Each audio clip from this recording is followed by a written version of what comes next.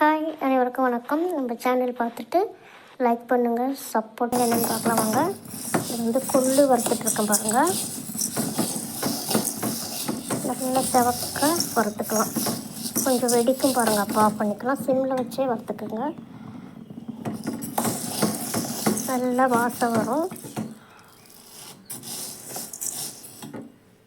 என்னென்னு பார்த்தீங்கன்னா, மாப்பிள்ளை சம்பா இல்லைன்னா சிகப்பரிசி, இது நல்லா வறுத்து வச்சுருக்கேன் பாருங்கள். இது கருப்பு உளுந்து, இதையும் வறுத்து எடுத்துக்கலாம்.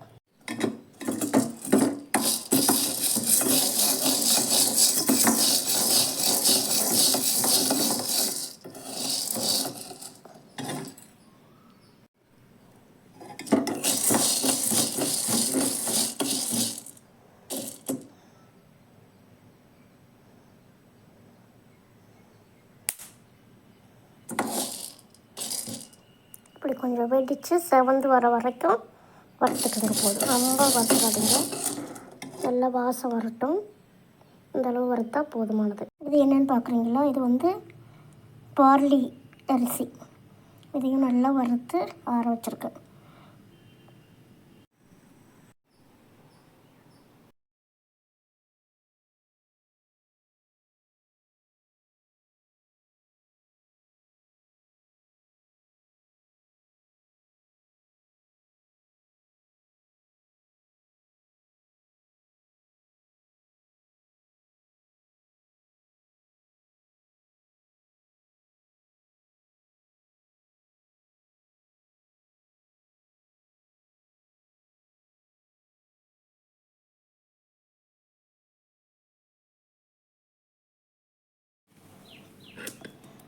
வறுத்த பொருட்கள் எல்லாம் நல்லா அரைச்சி இந்த மாதிரி பவுடராக்கி வச்சு ஆற வச்சுட்டு காற்று போகாத ஒரு பாக்ஸில் போட்டு எடுத்து வச்சுக்கலாம். டெய்லி சும்மா கொஞ்சமாக போட்டு தண்ணியில் கரைச்சிட்டு இன்னும் ஒரு டம்ளர் தண்ணி ஊற்றி கொதிக்க வச்சுட்டு அதில் இதை ஊற்றி கூழ் மாதிரி காய்ச்சி குடிச்சிக்கலாம். சூப்பராக இருக்கும்.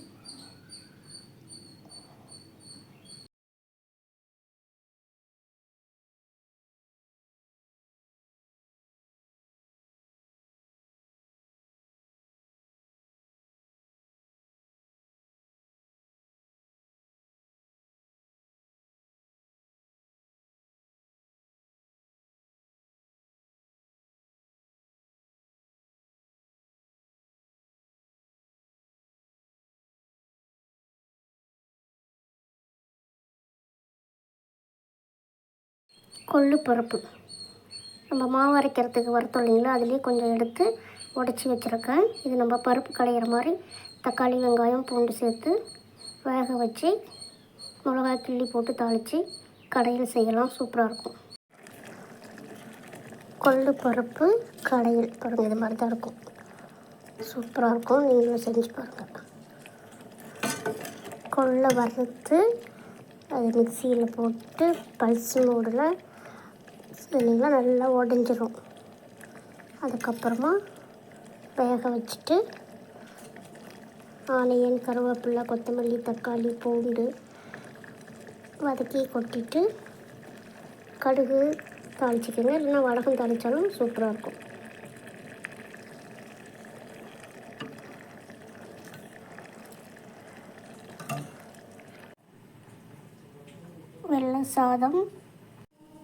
வெள்ளை சாதம் கொள்ளு பருப்பு கடையில், இது கூட நெய் சேர்த்து சாப்பிட்டிங்கன்னா சூப்பராக இருக்கும். நீங்களும் செஞ்சு சாப்பிட்டு பாருங்கள். Thank you to all. Take care. Bye. Subscribe பண்ணுங்கள், லைக் பண்ணுங்கள், ஷேர் பண்ணுங்கள், சப்போர்ட் பண்ணுங்கள். Thank you to all.